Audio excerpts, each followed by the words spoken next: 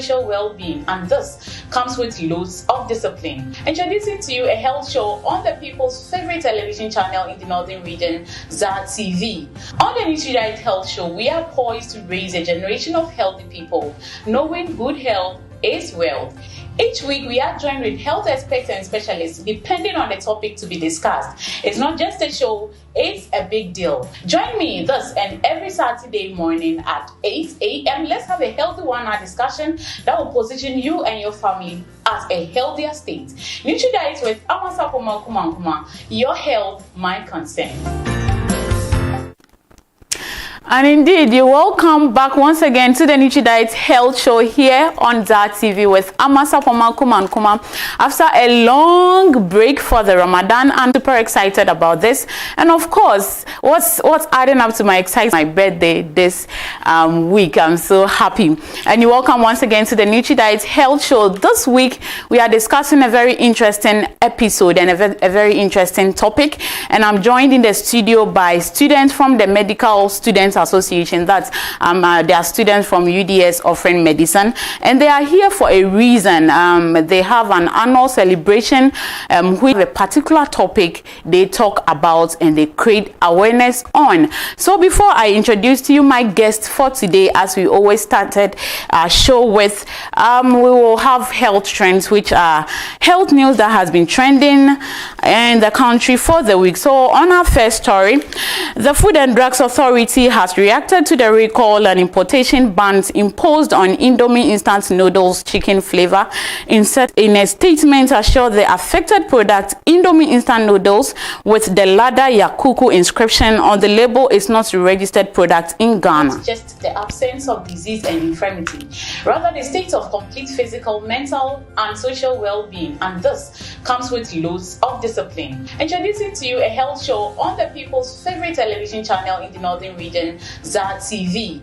On the NutriDiet Health Show, we are poised to raise a generation of healthy people. Good health is wealth.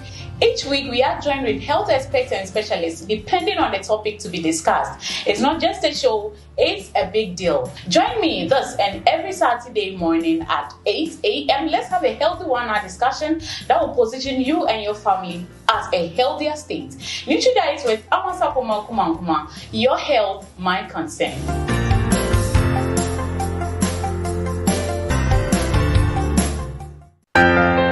You're welcome back, and we apologize for that technical hitch. Continue the health trends.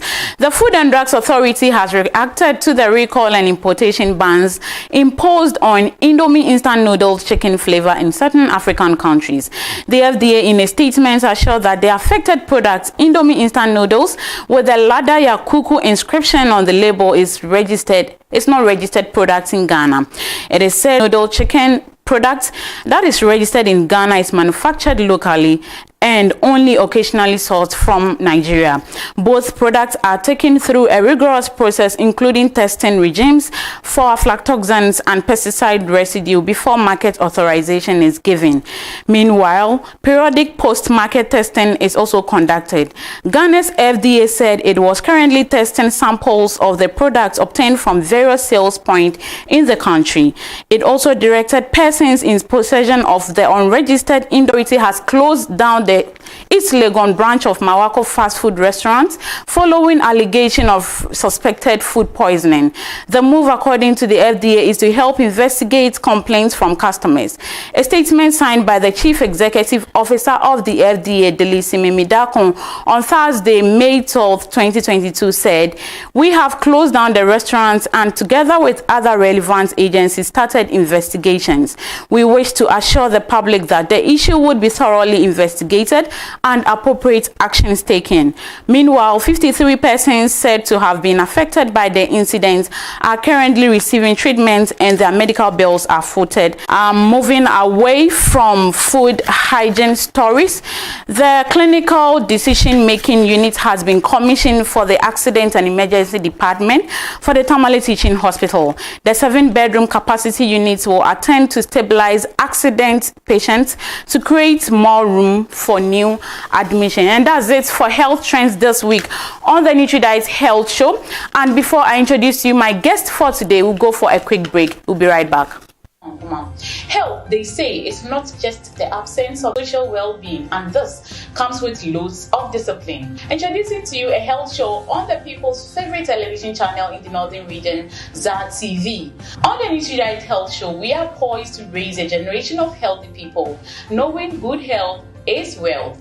Each week, we are joined with health experts and specialists depending on the topic to be discussed. It's not just a show, it's a big deal. Join me this and every Saturday morning at 8 a.m. Let's have a healthy one-hour discussion that will position.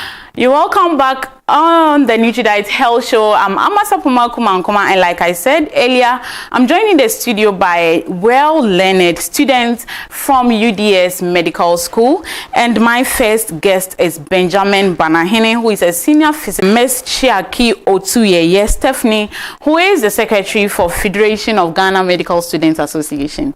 You are welcome. Thank you. How is school? I always ask my guests how is work, but today I'll say how is school since you are still students.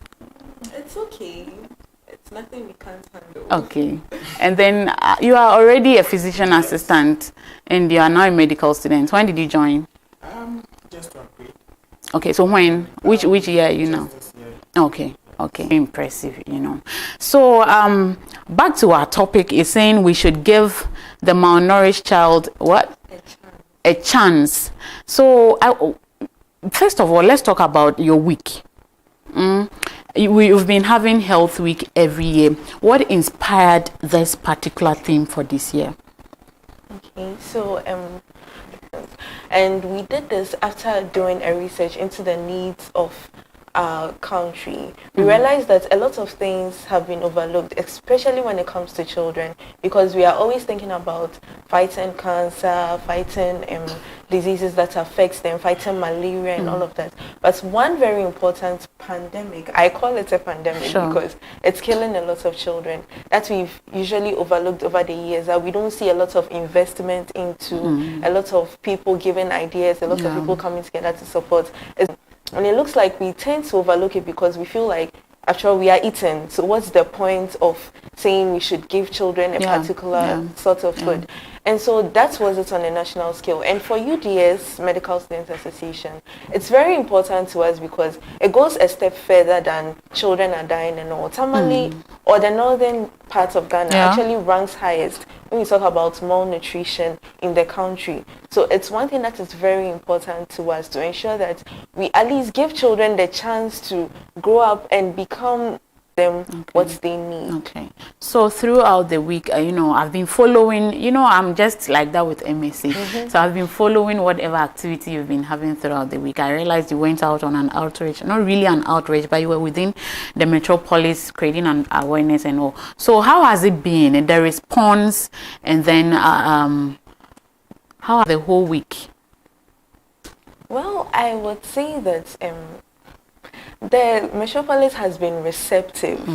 There's no way to tell whether they are going to put what they've learned into use. But then during the float, some of us were going around with little pieces of papers, educating our mothers and all. Then we also went to the radio stations and all. And we could tell from the way people were asking questions that they were interested. For example, I went to a radio station and a teacher asked that, they've learned that we are supposed to give the children the right foods they need, but then she has a whole school of malnourished children. What is she supposed to do? They could tell that by asking questions like that, people are actually interested. So the response has been good so far. They've listened to us. They've taken everything into consideration. And I'm really hoping that even as the local people and the townspeople are listening to us, the people who are in the position to help, to those with corporations would come on board to support, because till next year this is what we'll be working on.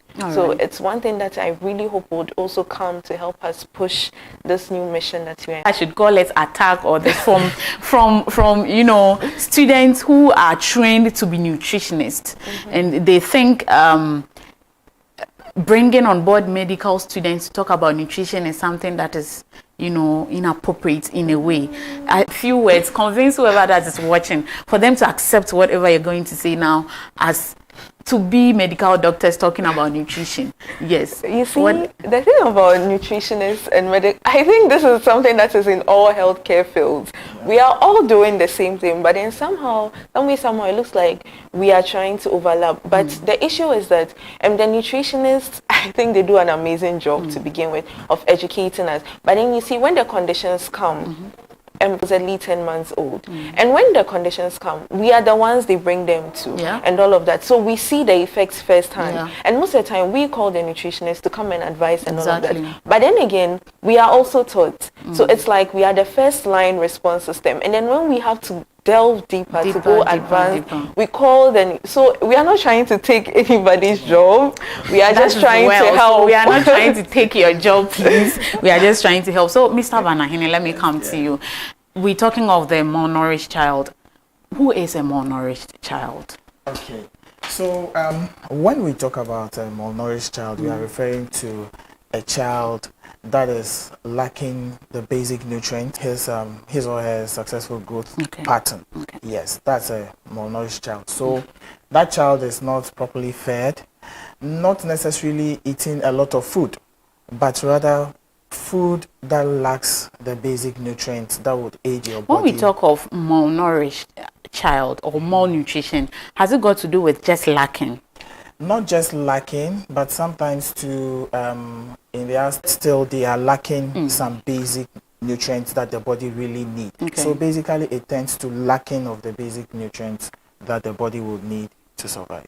Okay, so when we talk of malnutrition, we're not just talking about a child seen as stunted or wasted, and then you have a thing to say on that. Yes, so we have classifications. Exactly. Yes, so we have the wasting, we have the stunted, underweight, overweight, obese. They are all forms in. And it comes with its associated factors that brings about those. So I wouldn't ask about what causes malnutrition, because malnutrition is not having a direct cause, but what we say is that it's having some risk factors or factors that may lead to it. So once you've mentioned factors, let's look at what factors would expose someone on children. So what factors will expose a child to malnutrition? We have poverty being a risk factor. We have a big size family. Now, big size family doesn't really mean people coming out from big homes, because the support might be there. But if you have people especially living in the rural areas where the family size is so big, they can't have enough or adequate food resources for them to thrive on. Yes. And then we have, even with really developed, and then they go into, like, they get pregnant at a teenage. They don't have that technical know-how to go about keeping their pregnancy, how to eat very well, how to even exercise, and then all those.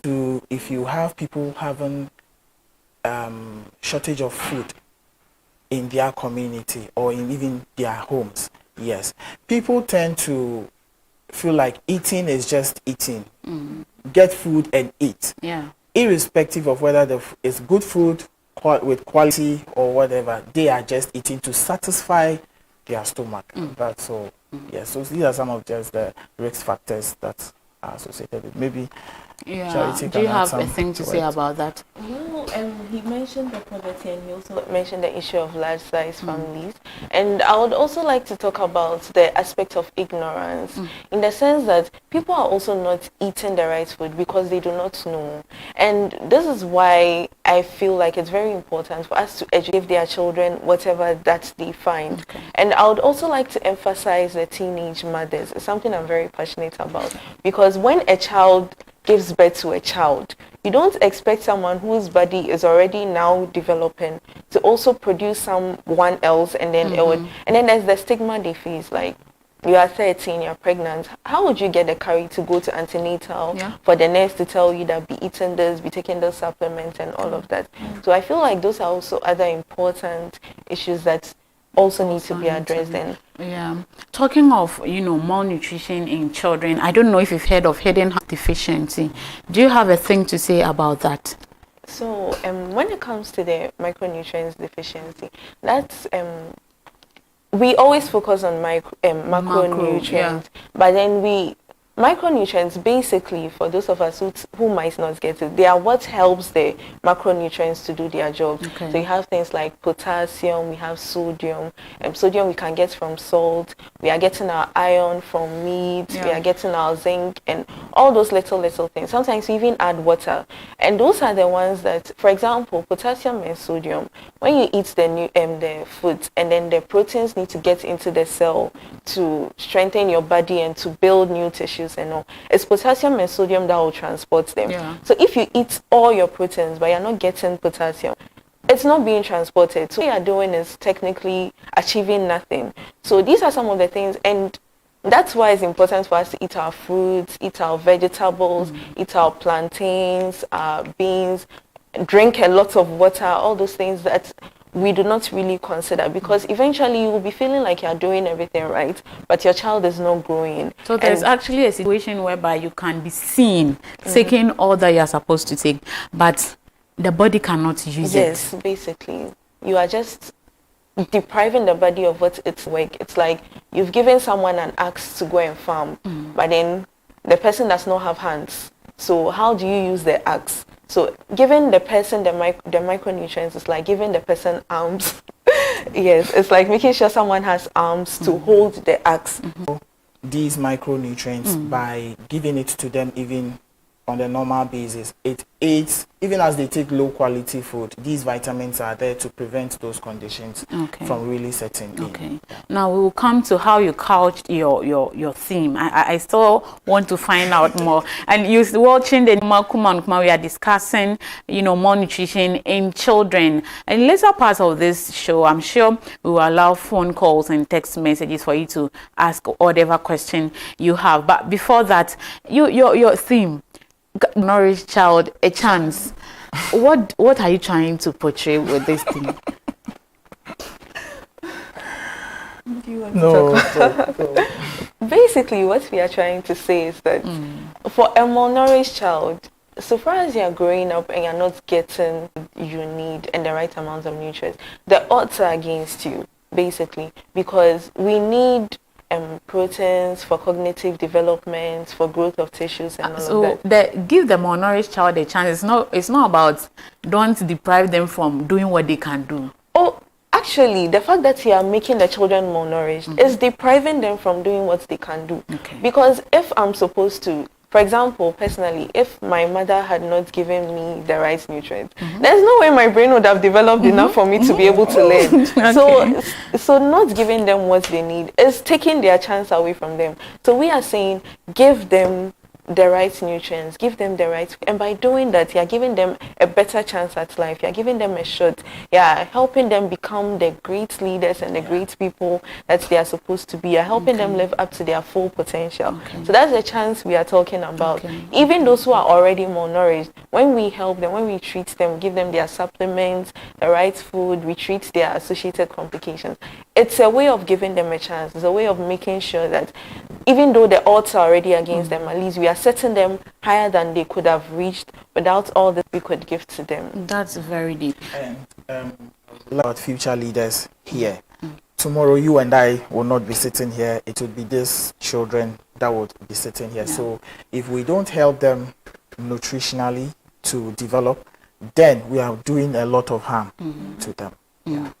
When we talk of malnutrition, I think earlier on you mentioned some indicators of probably height at a certain age, and so I don't know if you would want to bring a light to that for us. Well, I think people would appreciate it. Because you mentioned stunting, wasting. Yes. People would appreciate it very well, especially the mothers, because they have been going for weigh-ins. Exactly. Yes. And I would even weigh in here. It's not something it's not a joke. Okay? People tend to go for weigh-ins when there are immunizations.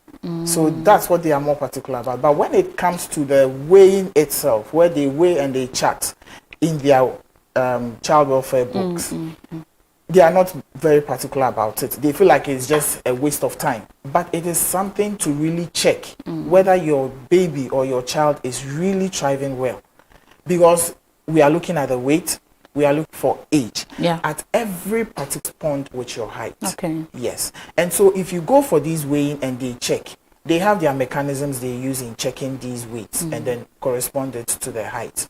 If they do these things and there's a problem, they are able to pick it up straight away from there, and interventions can be put in place for you to resolve it. Okay. But if you don't really go, these things can be, okay, fine, my child is eating all right. They don't really see some classical signs.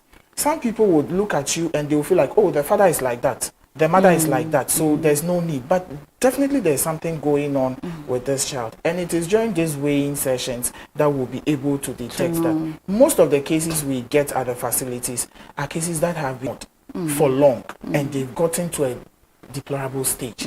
That is when they really come to the facility. Okay. Yes. So we have techniques. We will check the MOAC, that's the mid upper arm circumference. Okay. We have the Z score that they use, and it's for boys and girls.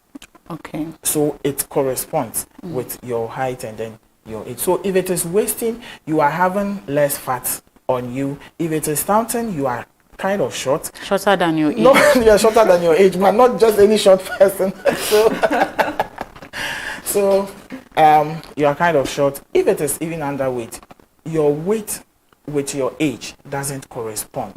And even obese and then overweight people, we have the BMI, we check and then correspond it with your height and low. Whether if you are obese or you are just in the normal range or you are, then we'll see what we can do. Okay. So, you know, when mothers go to the antenatal, they are being given this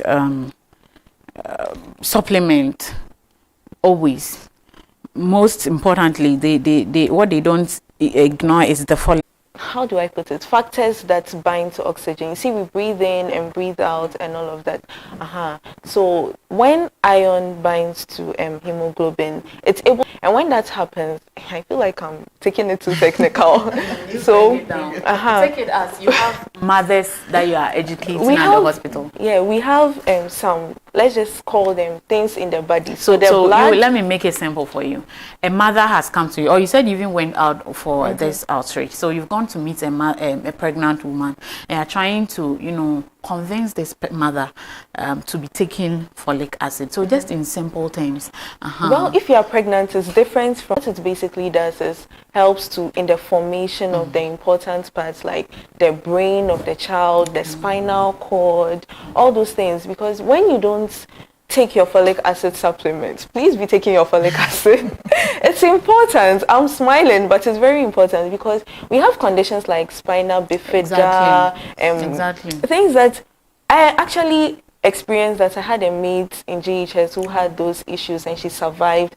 And the quality of life, like when you don't take it, you're stressing your children because helping your children in any way. So if you really want your children to be smart, if you want your children to be able to do sometimes even basic things like walking, they can't do it very well because their body did not develop as it was supposed to. And then even in the adults, even in we as older people, this is just chipping it in. Sometimes they recommend it, especially for young ladies, when you're on your period and you're losing blood. It's a lot of negative side effects. So it's very important to take your folic acid. And also, I wasn't asked this, but your vitamin A.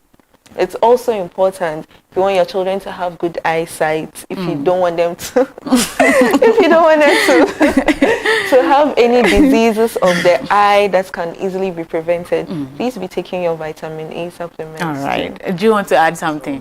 All right. So please be taking your vitamin A and then your folic acid supplements. We have more to learn, but let's go for a quick commercial break. We'll be right back. Your health, my concern.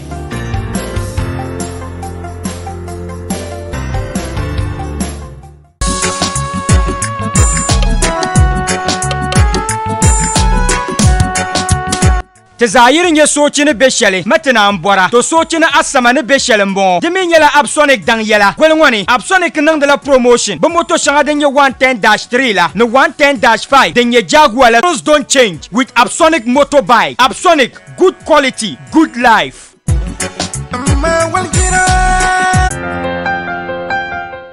Taking a a break after a long week of stressful working activity to look into your health is the best gift you can ever give to yourself. Hello and welcome to the NutriDiet Health Show with me, Amasapoma Kumankuma. Health, they say, is not just the absence of disease and infirmity, rather the state of complete physical, mental, and social well-being, and this comes with loads of discipline. Introducing to you TV.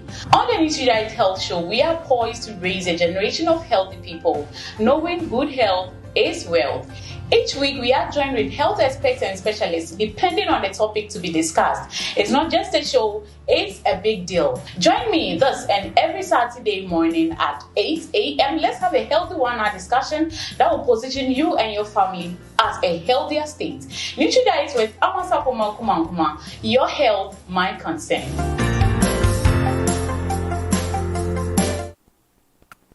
You're welcome back from that break, and you're watching the NutriDiet Health Show with Amasapoma Kumankuma here on Zaa TV, and we are discussing childhood malnutrition. And I'm joining the studio by well-learned relating to childhood malnutrition. And now I want to ask, let's say a mother has given birth already. We are looking at children, so definitely children under 5.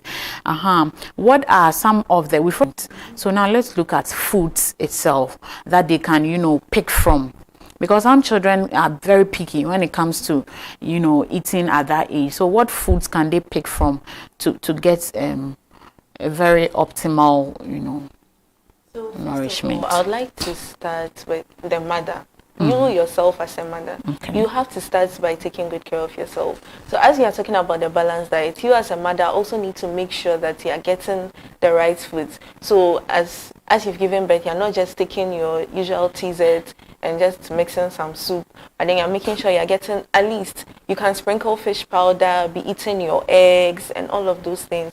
And then for the children, when a child is less than 6 months old, we really have no business giving the child anything other than breast milk. So you have to make sure that you give the child only breast milk up till 6 months old. That's what we call the exclusive breastfeeding. So after 6 months, then you start introducing other foods. That's complementary feeding. You start introducing little by little. So you start with the liquid, semi-solid, that's when you can start giving your porridge. And then the porridge, you don't give just porridge. Make sure you add as you've done, and please make sure it's not too hot. That's also very important. So you add your little, people even blend plantain and some granules. In our local communities, our mothers really do a lot of that. And then you can also give fruits. But then one thing we also have to be cautious of is that you don't give citrus fruits to a child that is less than 1 year old, because you might be causing some allergic reactions and all of that. And when I say orange, tangerine, pineapple, all those things, you don't give them to a child who is less than 1 year old. And even when you're giving fish, you have to be careful. You're not just giving any type of fish, or you're adding bones and all of that. And then you can give plantain and banana, but don't give the seeds. So you scrape the middle out. If you are boiling your plantain, you remove the middle. The seeds are the black part. So you scrape that part out. And you also try as much as possible to avoid processed. So one other important thing that we also have to consider is the fact that even as you are giving them the food, a lot of TZ and IUU, and it might look like, we can't really, but it's a bra. I always confuse their names. One of them has granules in the preparation. We use granule to make it. It's also one source of protein that even if you don't have a lot of money, at least there's a little there's fat inside. And we can also use the fish powder. Fish is not so expensive in Tamale as compared to meat and others. So you pound the fish, you add it to the soup. That's way you are giving the child your TZ and your yo-yo, but there's protein. And then you also can give them stuff like, I don't really recommend giving a lot of rice at that young age, or stuff that can choke. So if you're giving something like beans or granules, don't give it like that. You have to mash it or blend it, because children's the parts that the food goes inside, that's the esophagus, it's not developed, and it can even go to somewhere else, go and choke where you breathe from your windpipe.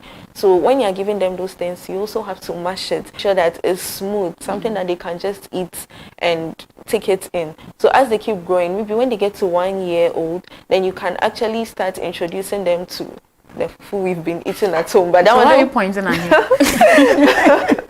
Don't also make it too big. They are children. So what matters is that you're giving them gradually, like you're introducing the food. And please, the porridge is very important, because when mothers come to the hospital and ask them, they say they give porridge. Porridge and what? They are quiet. The porridge, please, it's not just porridge and sugar. Porridge should add milk. Like, at least if you can't add milk, let's blend granules. We used to get your little sugar. Sometimes even children, we don't really recommend giving them a lot of sugar at that young age. Okay. So add honey and whatever you can afford. Honestly, even with the staple foods we have, you can still find ways of giving your children food. So I've mentioned beans, I've mentioned granules, I've mentioned fish powder, all these little things that the children might not even taste.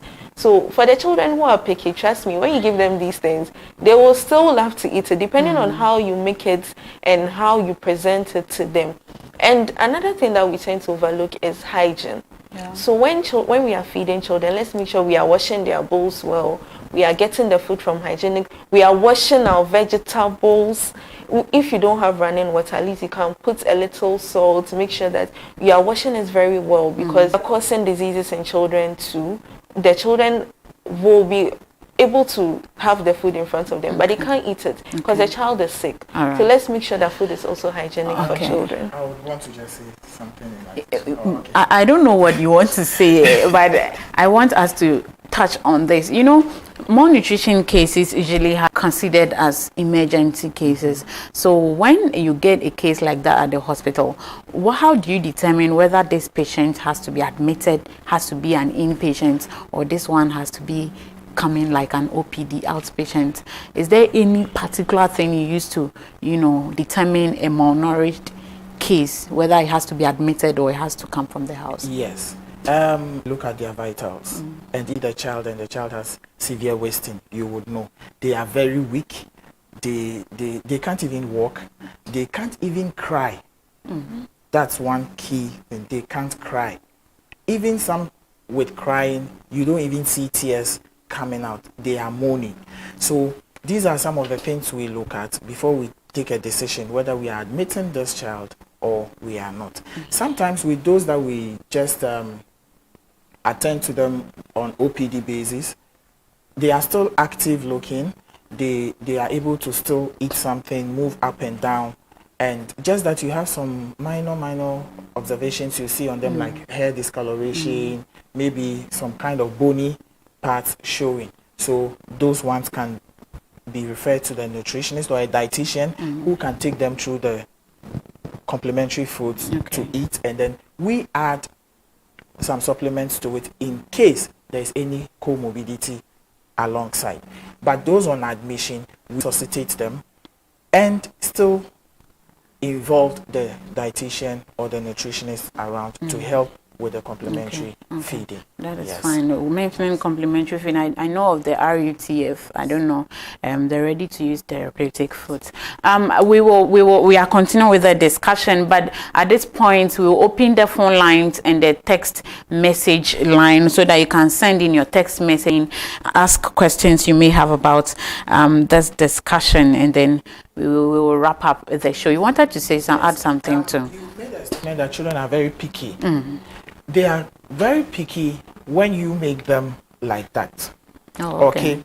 There's one thing, mostly with my facility, for instance, what we advise them is whatever food you are eating, try as much as possible and let the child eat. Okay. Now, if it is the first 6 months, we all go in for the exclusive breastfeeding. Now, especially people in the health sector, the corporate women, that's how I tell the corporate women. They know it all. Secondly, they are more particular about time and work. So they tend to even add supplementary feeds, breastfeeding. So they don't really kind of breastfeed the children, and rather they use their supplementary feeds, these lactogens, this Aptamil. Somebody has a lot of breast milk, but will still go in for Aptamil. Secondly, if you have even kids under 5 in the house, try as much as possible to put them together and let them eat from one bowl.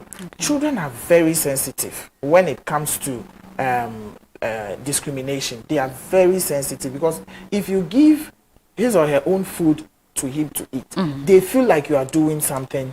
If there are many sitting around the food, they try to eat. I tried it in my ward and it really worked because this child was not eating. Whatever the mother provided, this child wouldn't eat. So they brought the siblings, they were 2. I asked her to pour that same food in a bowl and put it there for all of them to eat. And this child started eating because she saw the siblings eating. So that's what we need to do. And secondly, with culture, it plays a very big role when it comes to feeding children. Don't try and put yourself in a position where you don't belong. As in trying to incorporate a Western culture into your own culture whilst you don't have those kind of staple foods around. So many people tend to get these bottled processed foods in bottles just fetch. Even you, an adult, the last time I tasted some, it wasn't even nice. So if you are giving it to a child, it will look some way. Your child will not eat. Not that maybe the child doesn't want food, but maybe that particular food wouldn't be appropriate for the child. So we should look at our culture, our setting, what we have around, and make good use of those things. Number for call is the 030. That's the studio line projected on the screen. So please send in your messages. Hello. Good morning. How are you doing? I'm good, and you? I'm doing well. Please, your name and where my name is Umu, calling from Cape Coast. I'm enjoying the program from Cape Coast, like Dagbani, because majority of the people there are speaking Dagbani. Now, the mothers involved that will be taking care of them based on what you are advising. The only language they can understand, or most of us can understand. In and then let's know what you think about the topic we are discussing. And I think there are some questions here, text messages rather. Thank for educating us on diet. Gaddafi does. Yes, hello. Hello, good morning. Hello. Good morning, madam. Your line is not too clear. Good morning. Good morning. Please, my question is, I don't know. My name is Muniro. Okay. I'm online. Yes, you're online. You're on air. Some learn to speak faster. Has something to do with what the mother does during when the child is in her stomach. Does the child speaking? Some children speak faster, like before 2 years. Your line. Hello. Hello. Please, can you call again or position yourself well? Your question is not clear. Hello, can you hear me? Yes, please. I'm saying one of your panelists was emphasized on the importance of so many interests that has to do with the brain development and every stuff. Hello. Yeah. So my question is, what those do they have effects? Does any of the nutrients have effects in a child speak faster, like the donation coming earlier or not? Some children speak at 1 year, some few months. Some people 2 years, 5 months, they are still not speaking. Okay. I don't know. Okay, I got you now. Thank you. I think you'll be answered, so you can watch on your screen now. Did you get his question? Yeah. Does what the mother take while the child is in the uterus? Developing their cognitive, has it got to do? Because he's saying some people speak than others. So if you have anything to say on that? Yeah, when it comes to the talking aspect, sometimes we look at only adults around. His first contacts are just adults.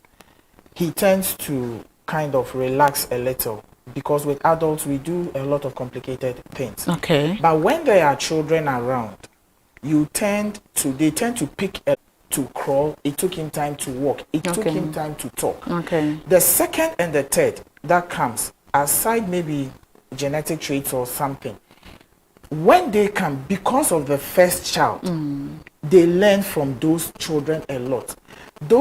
blabbing around. My name is Mohammed. I'm in Tamale. I like your program. Congratulations. Thank you.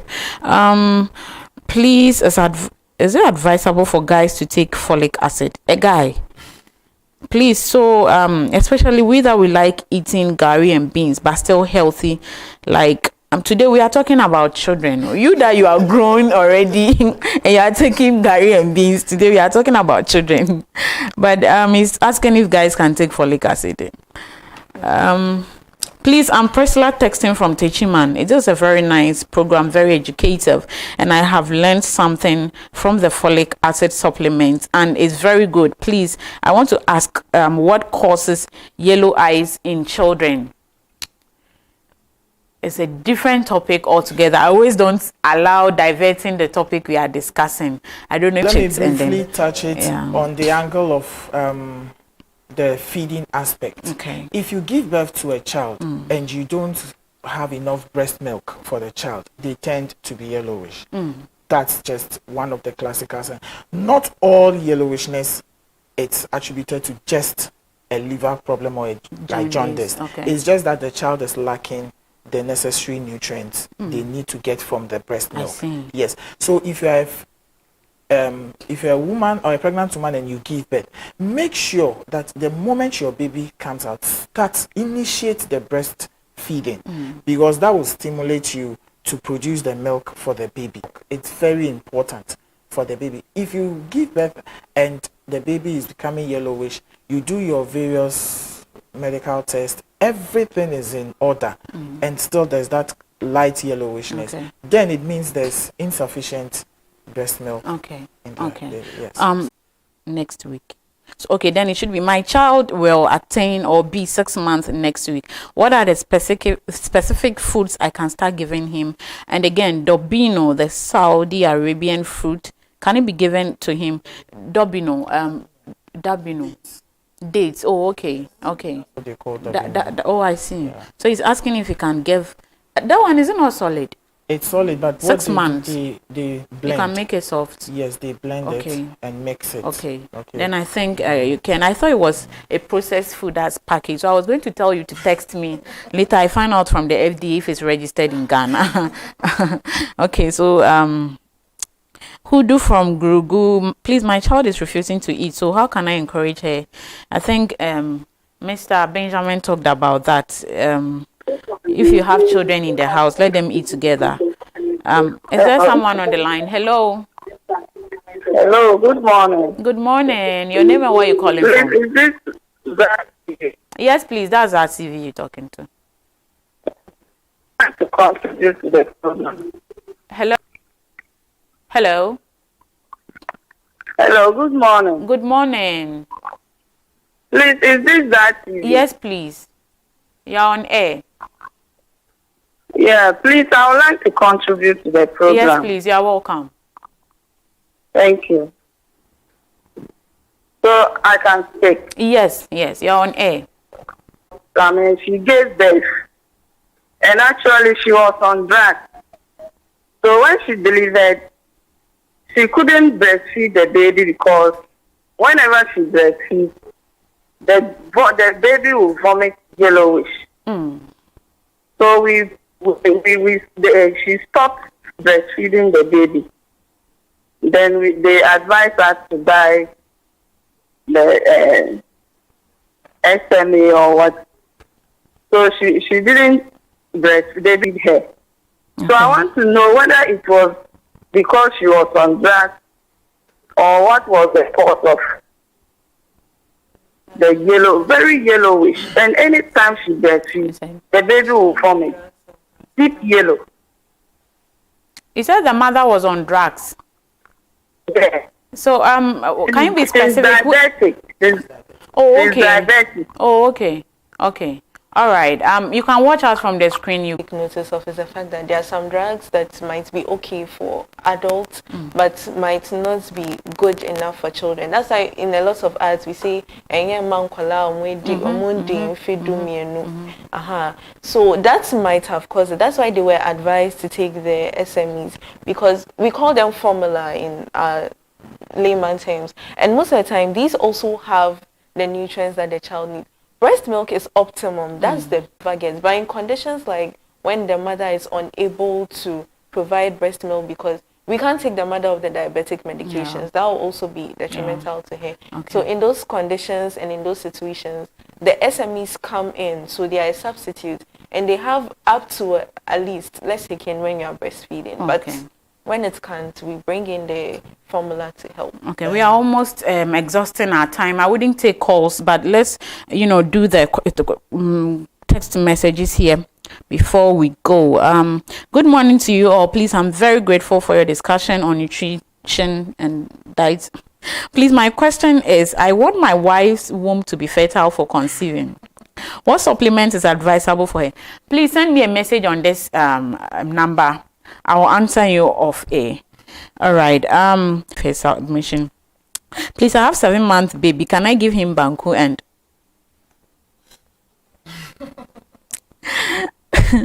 okay, you are saying you can do the breast milk is not satisfying her. What should I do? How did you know the breast milk is not satisfying her? The mothers are always saying, how would you know? Let's wrap up quickly. We have some few minutes. Let's wrap up. Okay, so I always tell my clients, don't use babies crying as a means of being hungry all the time. Sometimes there might be something irritating it, but mothers are used to, if a baby is just crying, put breast milk in. Because remember, this breast milk, as they are sucking, it kind of reduces. It takes time for it to come again. Reproduce, yes. So if you do that, you are allowing them suck more air. They get bloated abdomen, and you think they are satisfied frequently, but in short intervals. Okay, short intervals. That's how babies are being. So we have to wrap up. Your final words. You are ending your week, right? Any major activity today? Oh, this is actually our last. Yesterday night was our. When is it? Sure. When is it? There's an upcoming. And how am I getting a ticket? You will surely get a ticket. Okay, so we are wrapping up. That's it for today. There are text messages coming in. I always say that once you send your message here and I'm not able to read on air, you are part of the healthy family. Send me a message. I'll store your contacts personally, and then way forward you can see whatever. You can ask questions. I can get you, doctor, send me a text. I'll save your contacts and you'll get your questions answered. That's how we have to wrap up today's episode on the Zaa Health Show with Amasa Pomakum. I was joined in the studio by Mr. Benjamin Banahene, who is a senior physician assistant and then a secretary for Federation of Ghana Medical Students Association, and we had a very great discussion. We'll come your way again. And I said I celebrated my birthday this week. Thank you all for the messages that came in, and thank you for my production team, Sumaila in the control room, and DJ Maestro, my boss, and then all the men behind the cameras. Thank you so much. We'll come your way again next week with more interesting episode. Until then,